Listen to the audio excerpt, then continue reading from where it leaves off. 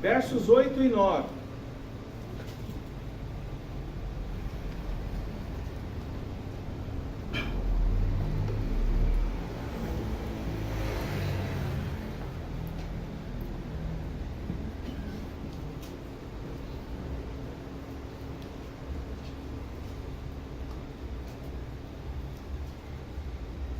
Todos acharam?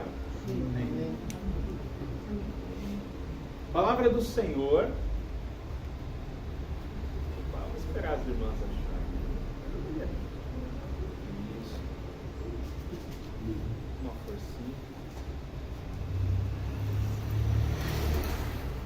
Deus é bom, né, meus irmãos? Amém. Deus é bom. Todo tempo Deus é bom.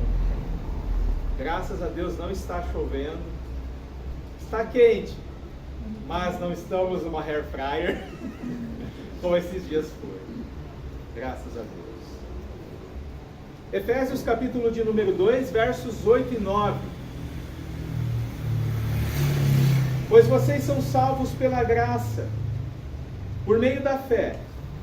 Isto não vem de vocês, é dom de Deus, não por obras, para que ninguém se glorie. Vamos orar mais uma vez?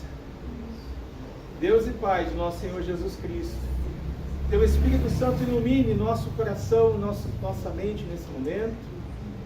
Abra, Senhor, nossos ouvidos para ouvir a Tua voz.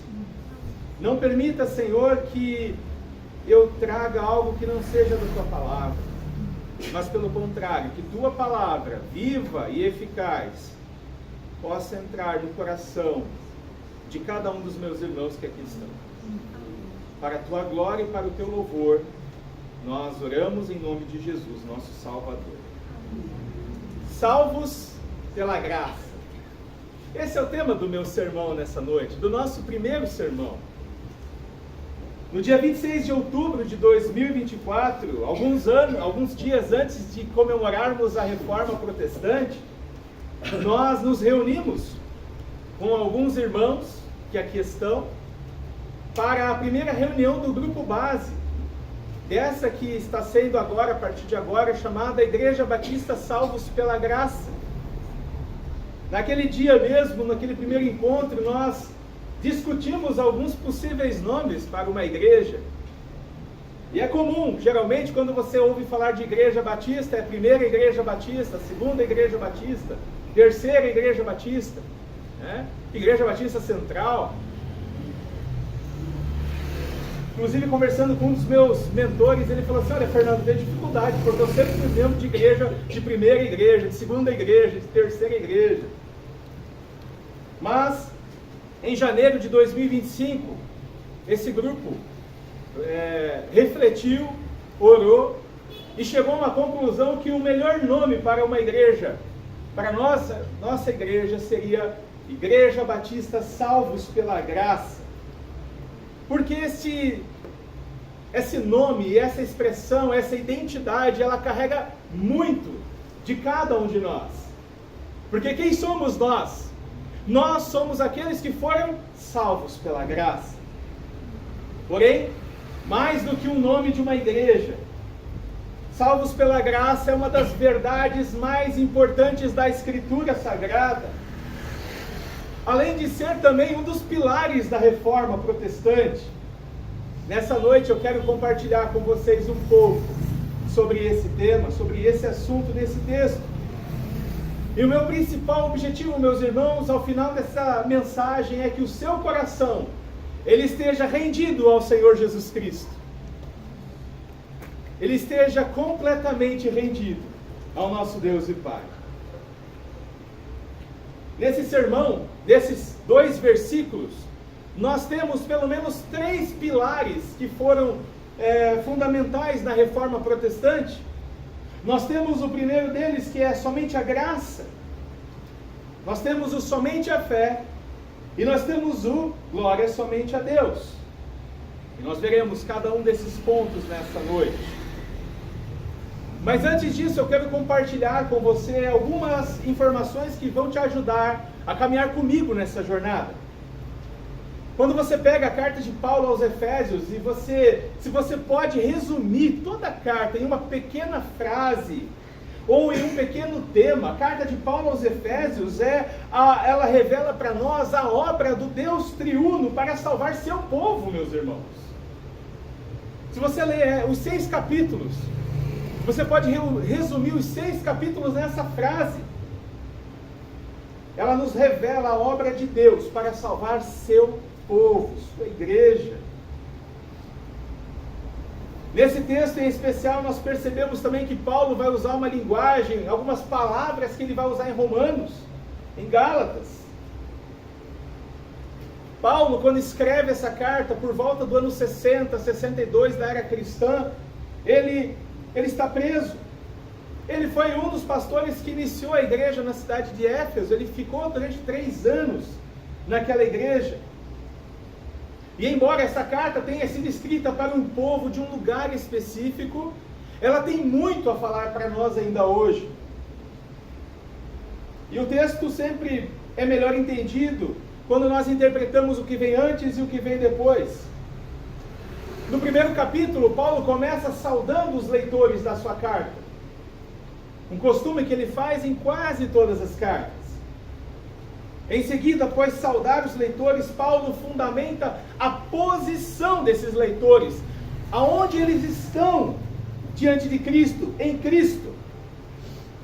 Os leitores de Paulo, eles são aqueles que foram escolhidos pelo Pai, remidos pelo Filho e selados pelo Espírito Santo. E o primeiro capítulo termina então com uma das orações mais lindas do apóstolo Paulo em favor dos Efésios. No capítulo 2, ele começa apresentando a situação da vida daqueles irmãos antes de estarem em Cristo Jesus. Eles estavam mortos para Deus, mas agora, pela fé em Cristo, eles estão vivos espiritualmente. O capítulo 2 termina falando sobre a unidade cristã, algo que ele vai trabalhar também no capítulo 3. Quando nós olhamos para o capítulo 4, 5 e 6, nós percebemos que Paulo começa a aplicar as verdades do Evangelho à vida daqueles irmãos. Agora que eles entenderam o Evangelho, que eles estão em Cristo Jesus, que eles são novas criaturas, eles devem viver conforme sua posição em Cristo Jesus. E eu tenho uma pergunta para você nessa noite. Se a mensagem principal de Efésios é a obra da Trindade para salvar pecadores, o que nós podemos fazer para sermos salvos? Nada. Nós não podemos fazer nada, meus irmãos, porque a Escritura deixa claro que a salvação é pela graça somente. É assim que o apóstolo Paulo começa, ele diz: pois vocês são salvos pela graça. Então, no começo do capítulo, Paulo apresenta a situação dos seus leitores. E agora ele deixa claro que a salvação é um presente de Deus. Um presente que nós não merecemos. Um presente que nós não conquistamos na força do braço. Um presente que nós não precisamos trabalhar para merecer como pagamento, mas um presente recebido pela graça de Deus. No começo do capítulo 2, Paulo deixa claro que aqueles irmãos, antes de serem salvos, eles estavam mortos, perdidos espiritualmente, afastados de Deus, entregues aos seus pecados, às suas transgressões. É dessa forma que o ser humano é dessa forma que ele está quando ele está longe de Cristo Jesus, meus irmãos. É uma herança lá do Jardim do Éden. Quando Adão pecou, todos nós pecamos. E por causa do pecado de Adão, todos nós estamos longe de Deus, alienados do Senhor. E como é que nós sabemos que Paulo está falando que eles eram mortos espiritualmente? Bom, ele vai dizer que os seus leitores, eles viviam de acordo com aquilo que eles queriam fazer. Eles faziam o que dava na telha. Eles satisfaziam a vontade do seu coração. Eles seguiam o fluxo demoníaco deste mundo. Antes de serem salvos, eles estavam em rebelião contra Deus. Antes de serem reconciliados com Deus, eles estavam afastados, em inimizade. Nós não sabemos, meus irmãos, quanto tempo passou desde que o Senhor disse para Adão não comer da árvore do conhecimento do bem e do mal, porque se ele comesse daquele fruto, certamente ele morreria. Mas a Escritura deixa claro que Adão desobedeceu a ordem do Senhor e comeu daquele fruto. E em Adão todos nós morremos. Em Adão todos nós pecamos. E em Gênesis 3, quando nós olhamos para o capítulo 3 de Gênesis, nós percebemos que em meio à maldição do pecado, em meio à grande tragédia da história da humanidade, porque às vezes nós pensamos que a tragédia, a maior tragédia talvez foi o Covid, talvez a maior tragédia tenha sido a enchente, talvez a maior tragédia tenha sido a morte de um ente querido. Mas, meus irmãos, a maior tragédia da história da humanidade foi o pecado. Quando o pecado entrou no mundo, nós morremos espiritualmente. Nós fomos afastados da presença de Deus, porque Deus é santo. Deus é extremamente santo. E nós pecamos em Adão.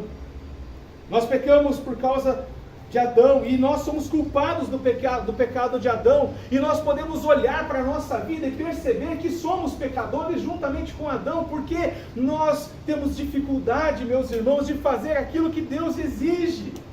Nós temos dificuldade para ter relacionamentos de amor, nós temos dificuldade para termos amizade, nós temos dificuldades para adorar apenas a Deus e não ao nosso trabalho. Nós temos dificuldades para render glória ao Criador, e o nosso coração ele é voltado para dar glória à criação. E quando nós percebemos isso, nós percebemos que estamos perdidos. Não apenas isso, quando nós nos vemos no espelho, nós percebemos que o pecado distorceu a imagem de Deus em nós também. Nós olhamos para os nossos relacionamentos e nós percebemos que agora eles são quebrados. Nós olhamos para os nossos relacionamentos, para o nosso casamento, e nós percebemos que mesmo falando a mesma língua, às vezes nós não nos entendemos. Isso é por causa do pecado. Mas após lembrar seus leitores como eles eram longe de Cristo, Paulo então vai dizer para eles como eles estão agora em Cristo. Paulo vai relembrá-los qual é a posição deles agora em Cristo, porque a nova posição deles em Cristo é de salvos pela graça. Em Efésios capítulo 2, se você quiser acompanhar comigo, do verso 4 e 5, Paulo vai dizer assim: todavia, Deus, que é rico em misericórdia, pelo grande amor com que nos amou, deu-nos vida com Cristo, quando ainda estávamos mortos em transgressões. Pela graça, vocês são salvos. A obra redentora do nosso Deus não aconteceu porque aqueles irmãos da cidade de Éfeso cooperaram com Deus, mas apenas por graça divina. E é por graça que eles tiveram paz com Deus. É por graça que nós podemos ter paz com Deus. É pela graça que eles foram conduzidos e convencidos pelo Espírito Santo ao arrependimento e à fé em Jesus Cristo. É pela graça que o indivíduo, que o homem e a mulher são conduzidos a um relacionamento de paz com Deus. É pela graça, mediante a obra de Jesus Cristo. Nada fazemos senão pecar, mas Deus amou de forma especial, nos dando vida. Por quê? Não sabemos, meus irmãos, nós não sabemos. Eles mereciam? Não, eles não mereciam. Eles fizeram alguma coisa que tocou o coração de Deus?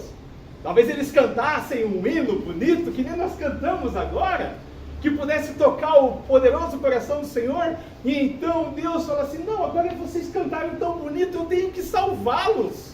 Não, meus irmãos, não é assim, não foi assim. A salvação é inteiramente obra de Deus, a doação do seu infinito amor. Deus amou pecadores antes deles nascerem, antes de realizarem qualquer coisa boa ou má.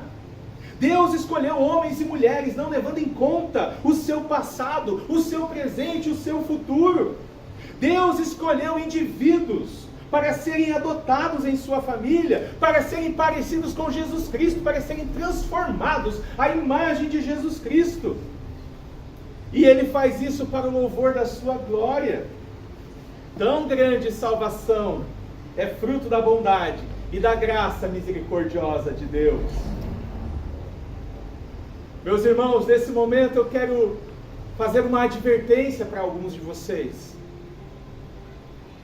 Talvez você esteja aqui e talvez você esteja tentando se salvar na força do seu braço. É possível que você está se esforçando para entrar no céu. Você tem feito de tudo.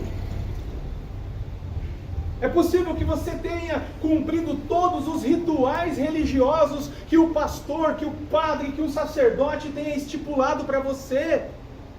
Faça isso para que você seja salvo.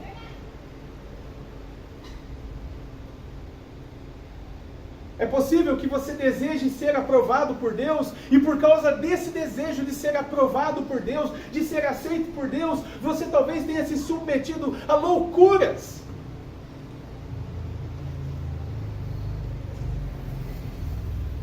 Porque talvez algum líder religioso tenha te dito que se você fizer tudo certinho, e se você fazer conforme Deus está falando, você vai ser aceito no paraíso celestial.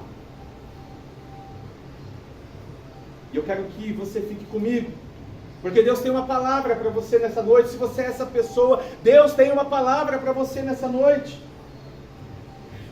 Em segundo lugar, eu quero fazer uma advertência para que aqueles que acham que merecem o céu. Talvez aqui nessa noite tenha algum de vocês que pensem merecer o céu. Talvez se você estivesse diante de Deus nesse momento e fosse perguntado por que você pode entrar no céu, por que você merece entrar no céu, e talvez alguns de vocês pudessem dizer assim: eu fiz todos os sacrifícios que eu precisava fazer para entrar aqui, eu paguei o preço, eu me esforcei, eu mereço estar aqui porque eu sou uma pessoa boa, eu mereço estar aqui porque eu ajudo os pobres, eu mereço estar aqui porque eu oro e jejuo 2 vezes por dia. Outros poderiam dizer assim: eu mereço entrar no céu porque eu nunca traí minha esposa, eu nunca traí meu marido, aquela megera, aquele megera, que às vezes não me dá amor, não me ama, não me retribui aquilo que eu preciso. Então, pelo menos no céu eu tenho que entrar, eu mereço entrar. Meus irmãos, a lista é infindável, é infinita. Cada um de nós aqui teria motivos para exigir, talvez, entrar no céu. Mas William Newman definiu graça da seguinte forma: graça é o favor espontâneo de Deus dado ao indigno. Irmãos, nós não somos merecedores do céu. Se você está tentando se salvar na força do seu braço, se você acha que você merece o céu, eu convido você nessa noite a não endurecer seu coração como em Meribá. Eu convido você nessa noite a ouvir a palavra do Senhor. Você não pode se salvar. Você não pode se salvar. Você não tem forças o bastante para te salvar. E mais do que isso, você não é capaz de merecer o céu, porque eu não sou. A salvação é pela graça de Deus somente. E nessa noite o Senhor te convida para uma nova vida. Nessa noite o Senhor te convida para caminhar com Ele. Creia em Jesus Cristo nesse momento, agora, e receba o perdão de todos os seus pecados. Creia em Jesus Cristo e receba a vida eterna que somente Deus pode te dar. Creia em Jesus Cristo e experimente desta maravilhosa graça de Deus. Creia em Jesus Cristo e seja adotado na grande família de Deus.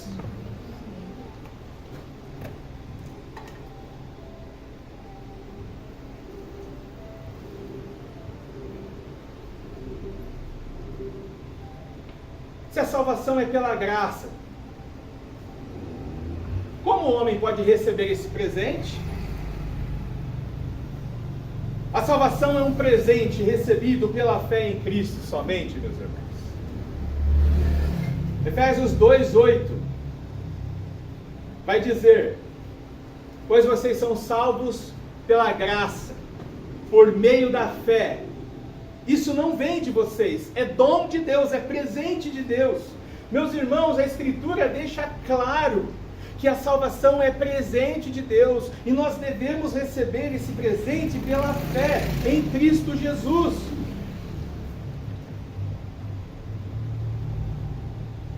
E os primeiros leitores dessa epístola são lembrados então dessa maravilhosa verdade, que a salvação é um presente de Deus, dado por graça através da fé.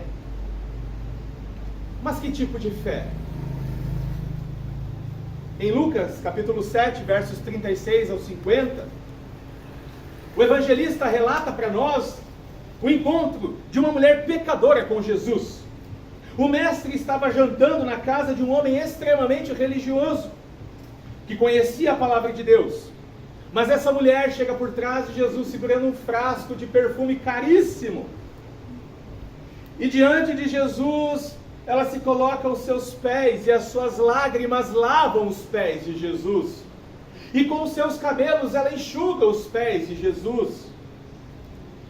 E ela derrama o perfume sobre o Salvador. Meus irmãos, essa mulher representa cada um de nós.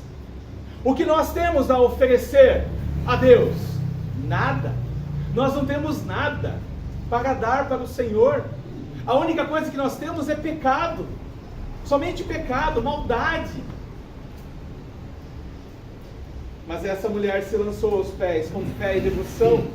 Ela estava perdida, necessitada de vida. Ela era fraca, vazia, impotente. E a única coisa que ela queria era estar aos pés do Salvador. E ao ver a fé desta mulher, Jesus olha para ela e diz: seus pecados estão perdoados, a sua fé te salvou, vá em paz. Em João capítulo 1, versos 12 e 13, a Escritura Sagrada afirma uma das verdades mais maravilhosas, meus irmãos.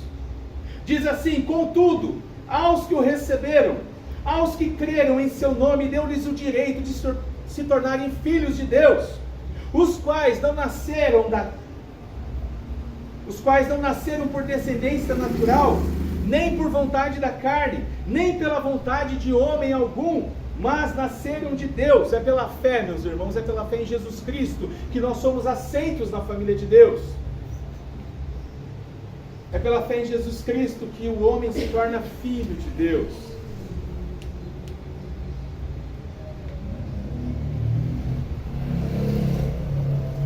Esse nascimento, essa adoção, ela não acontece por berço de ouro.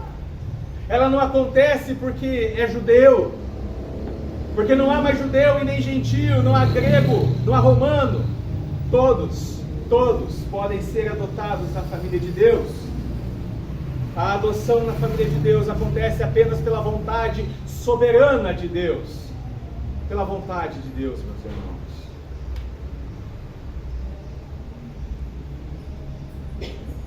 Abra comigo em João capítulo 3, verso 14 em diante, por gentileza.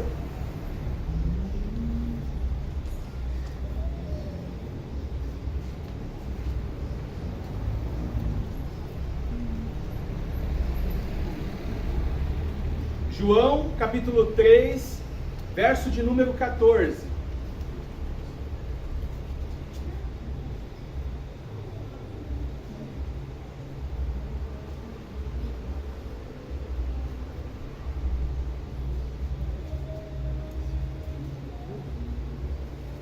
Diz assim a palavra do Senhor: da mesma forma como Moisés levantou a serpente no deserto, assim também é necessário que o Filho do Homem seja levantado, para que todo que nele crer tenha a vida eterna.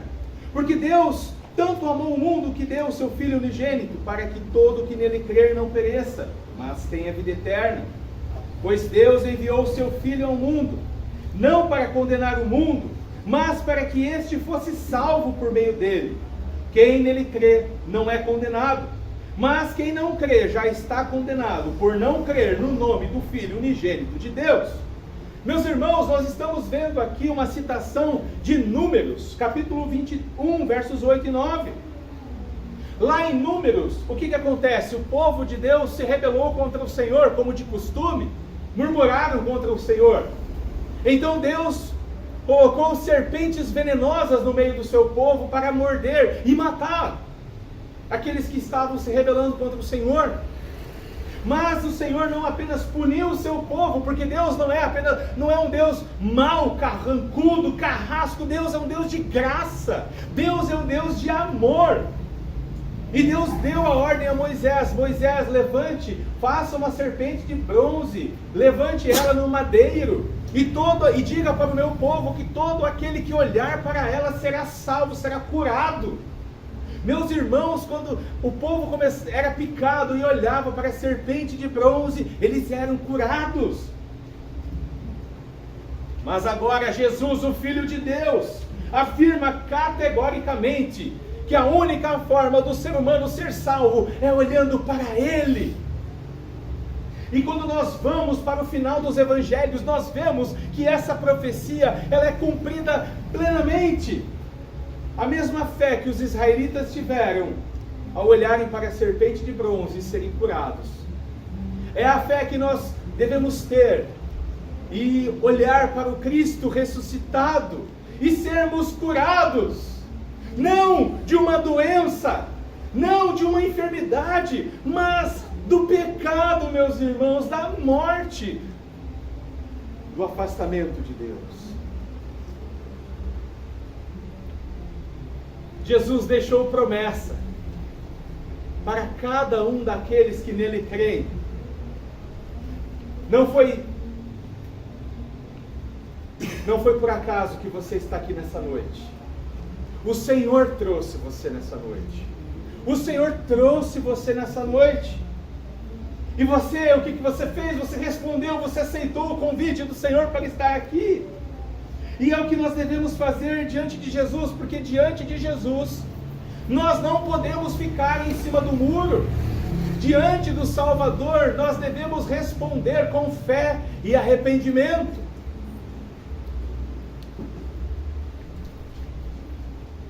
Tem lugar aqui, ó. Pode vir aqui, tem um lugarzinho aqui.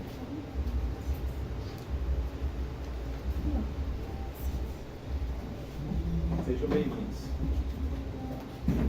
Pessoal da PIB de Itapema. Em João capítulo 3, verso 36, Jesus diz: quem crê no Filho tem a vida eterna. Já quem rejeita o Filho não verá a vida, mas a ira de Deus permanece sobre ele.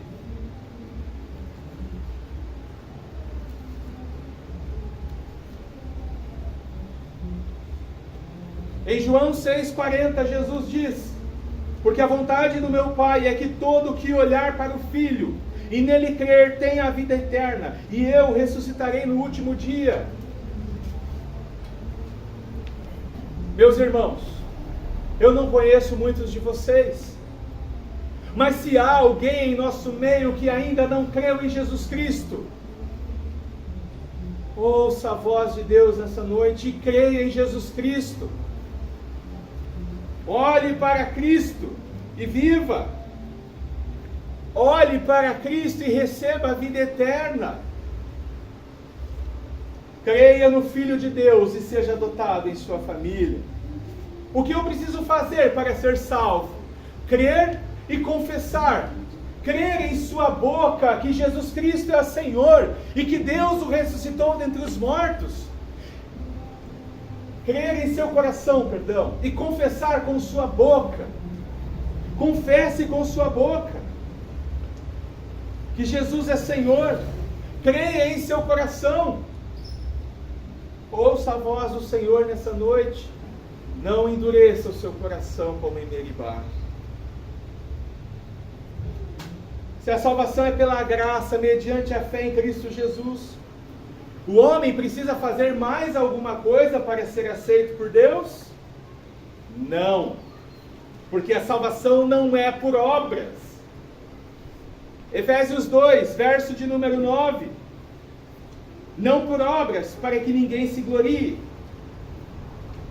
Em terceiro lugar, meus irmãos, nada do que você faz é capaz de convencer a Deus de fazer alguma coisa por você. Eu e você não temos poder de manipular o Senhor. Deus é infinito. Ele é. As religiões desse mundo, elas são fundadas e elas se sustentam ensinando a salvação pelas obras, de modo que Deus vai salvar ou vai atender o pedido do fiel baseado naquilo que ele pode fazer, mas isso não é cristianismo, isso não é o evangelho. Porque, meus irmãos, fazer o bem não é suficiente para sermos salvos. Gostaria que você abrisse comigo carta de Paulo aos Romanos, capítulo de número 3, verso de número 20.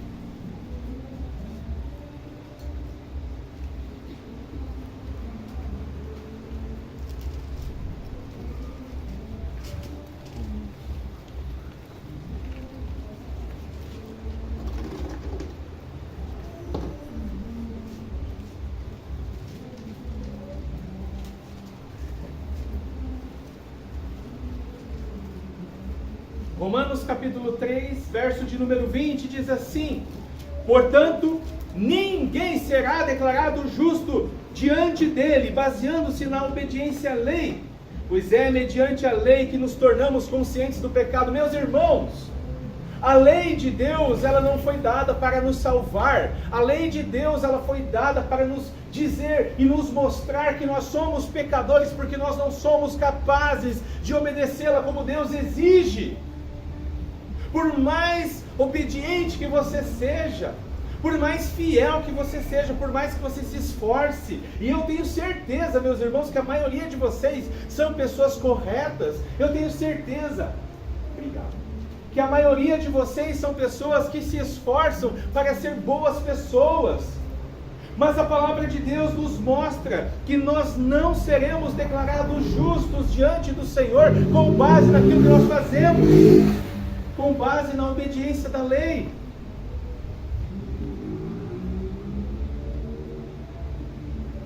Obedecer à lei de Deus não nos garante um lugar no paraíso. Aqueles que pretendem entrar pelos portões celestiais com base na obediência da lei, darão de cara com uma porta fechada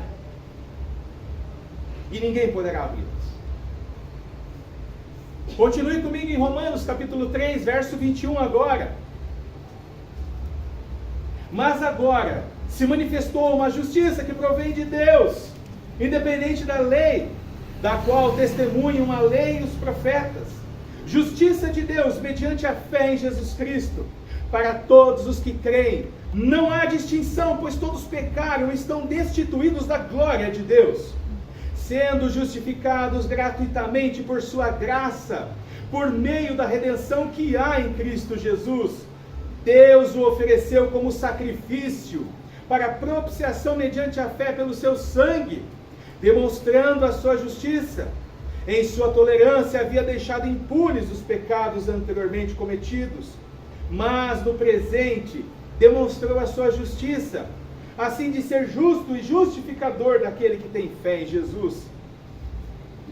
Meus irmãos, a palavra do Senhor deixa claro que a salvação das nossas almas não acontece por causa daquilo que a gente faz. A salvação das nossas almas não acontece na força do nosso braço. Nós somos salvos pela graça de Deus, mediante a fé em Jesus Cristo, o Filho de Deus. A justiça que nós precisamos vem de Cristo, não da obediência à lei.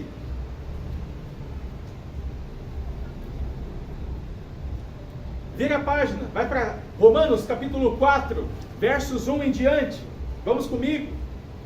Diz assim a Escritura: portanto, que diremos do nosso antepassado Abraão? Se de fato Abraão foi justificado pelas obras, ele tem do que se gloriar, mas não diante de Deus. Que diz a Escritura? Abraão creu em Deus, e isso lhe foi acreditado como justiça. Ora, o salário do homem que trabalha não é considerado como favor, mas como dívida.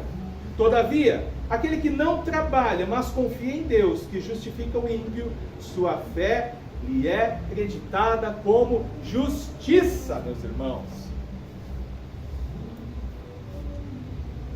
Se a salvação da nossa alma fosse pela força do nosso braço, então isso seria um resultado de pagamento. Por exemplo, Fernando, nosso irmão aqui, você trabalha lá na sua empresa, lá na empresa. Se no final do mês o patrão vai te pagar ali no comecinho do mês, ele te pagar, ele faz isso porque ele é bom ou porque você merece? Porque você trabalhou.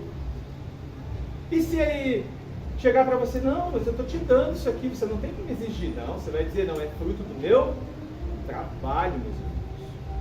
Mas a salvação não é resultado do nosso trabalho, ela é pela fé. Deus trabalha por nós, em nós e através de nós. Em Romanos capítulo 9, verso 16, Paulo diz que a salvação não depende do desejo, do esforço humano, mas da misericórdia de Deus. Em Romanos capítulo 11, verso 6, Paulo diz que se a salvação é pela graça, já não é pelas obras.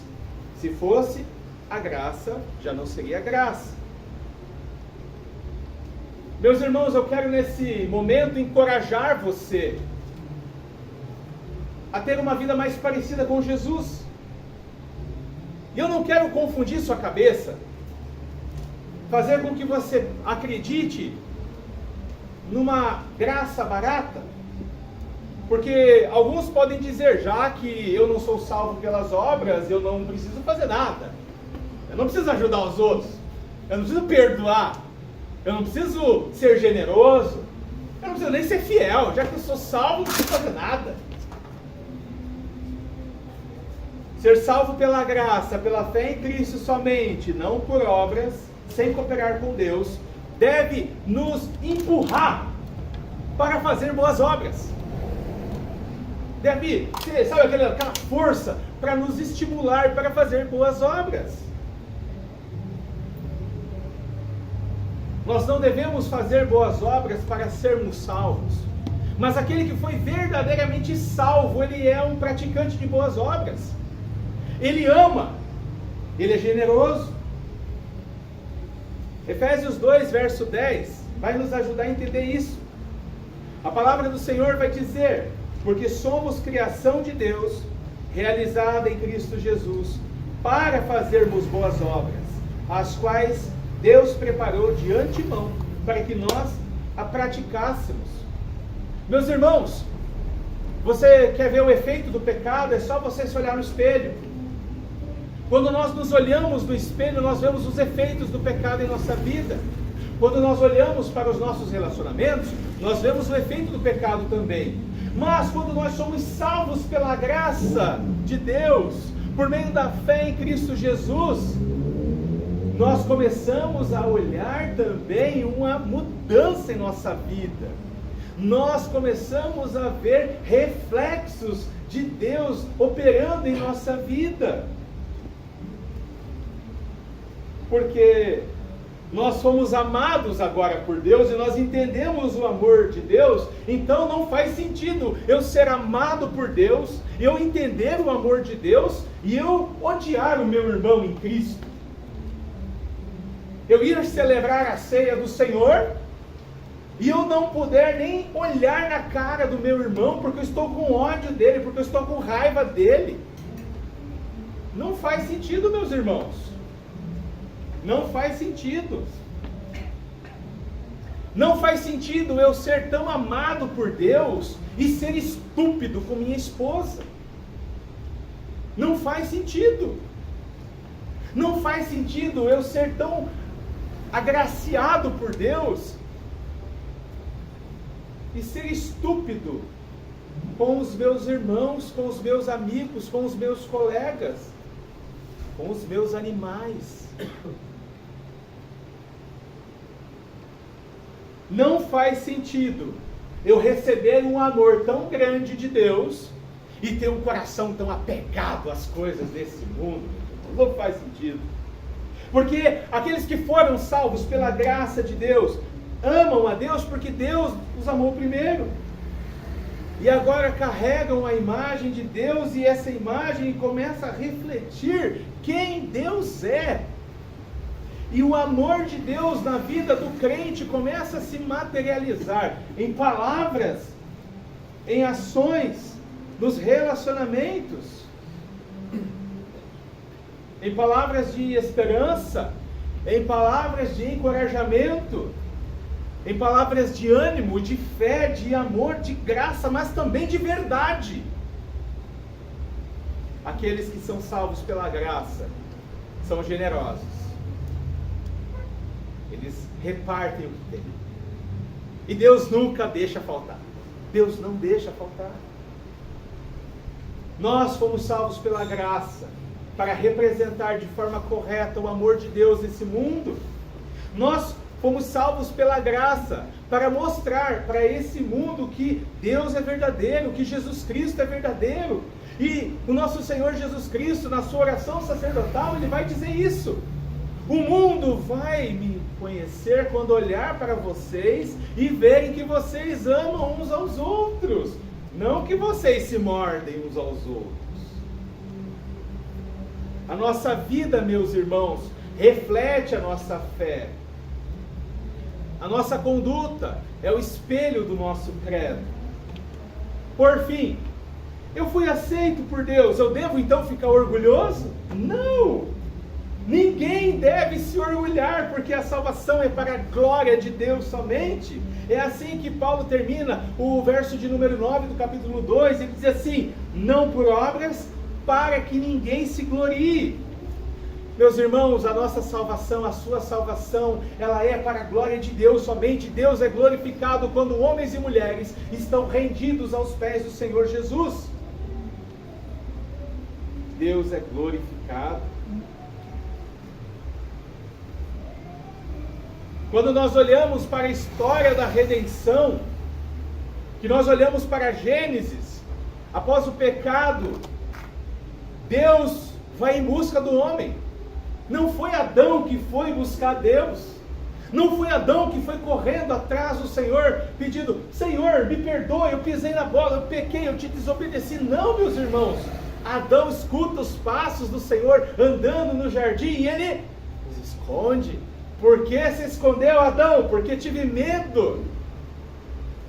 Meus irmãos, Deus vai ao nosso encontro, não porque merecemos, mas por sua glória. Então Deus dá uma promessa para Adão, e a partir dele viria aquele que esmagaria a cabeça da serpente, o nosso Senhor Jesus Cristo. E depois, quando nós viramos as páginas do Gênesis, vamos para Gênesis 4, nós vemos que o negócio começa a ficar feio. Nós vemos que acontece o primeiro assassinato da história.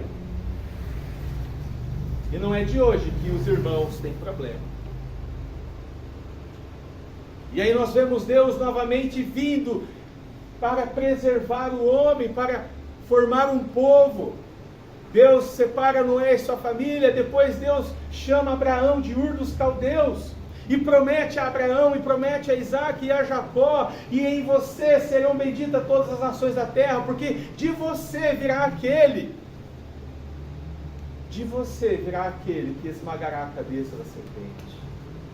E quando nós olhamos para a história da redenção, meus irmãos, nós percebemos que o povo de Deus, mesmo sendo escravizado por 400 anos, é libertado com mão forte do Egito, e Deus o conduz à terra prometida.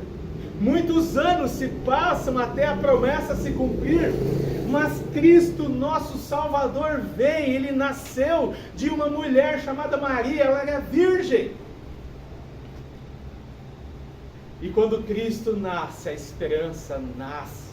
Nossa salvação chegou, meus irmãos. Por quê? Porque o Senhor nosso Deus deseja fazer adoradores em toda a terra. A missão da igreja não é construir um prédio. A missão da igreja não é apenas ter bens. A missão da igreja é fazer adoradores de Jesus Cristo em toda a terra, de todas as línguas, de todos os povos.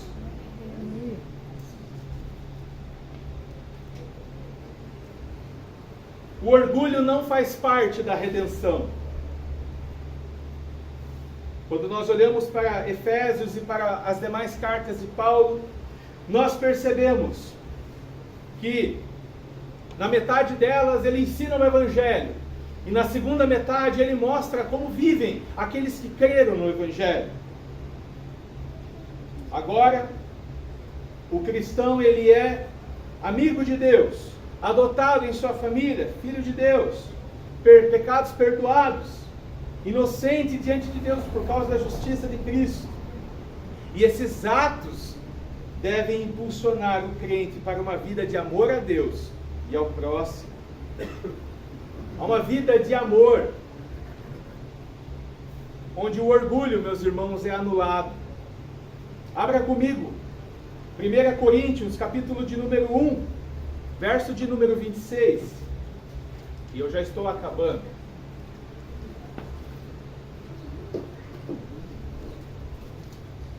Primeira Coríntios, capítulo 1, verso 26 em diante.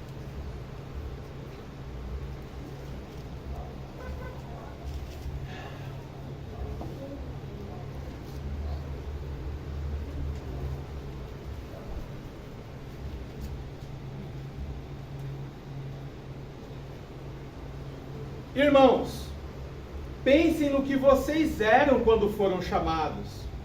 Poucos eram sábios segundo os padrões humanos, poucos eram poderosos, poucos eram de nobre nascimento. Mas Deus escolheu as coisas loucas do mundo para envergonhar os sábios, e escolheu as coisas fracas do mundo para envergonhar as fortes. Ele escolheu as coisas insignificantes do mundo, as desprezadas e as que nada são, para reduzir a nada as que são, para que ninguém se vanglorie diante dele. É, porém, por iniciativa dele que vocês estão em Cristo Jesus, o qual se tornou sabedoria de Deus para nós, isto é, justiça, santidade e redenção, para que, como está escrito, quem se gloriar, glorie-se no Senhor. Meus irmãos, saber que Deus é o autor e o consumador da nossa fé, aquele que do princípio ao fim planejou, executou e agora aplica a salvação aos nossos corações, deve nos colocar de joelhos, meus irmãos. Nós devemos estar de joelhos, rendido a Jesus, o nosso Salvador. Saber dessa verdade deve nos ajudar a sujeitar-nos uns aos outros em amor, porque é o que Paulo vai falar no capítulo 5 e 6. É o que Paulo vai falar quando ele fala para os irmãos da igreja, ó, sujeitem-se uns aos outros em amor. É o que Paulo vai falar para o marido e para a esposa, sujeitem-se uns aos outros em amor. É o que Paulo vai falar para o empregado e para o patrão, sujeitem-se uns aos outros em amor. Por quê? Porque em Cristo, meus irmãos, nós somos iguais. Em Cristo não tem lugar para orgulho, para... mas eu estou acima. Eu sou o santo do Paulo. Meus irmãos, a salvação em Cristo Jesus deve nos tornar mais humildes na forma como nós nos relacionamos uns com os outros. Que a graça de Deus nos ajude a sermos mais humildes. Que a graça de Deus nos ajude a termos compaixão e graça com aqueles que estão ao nosso redor.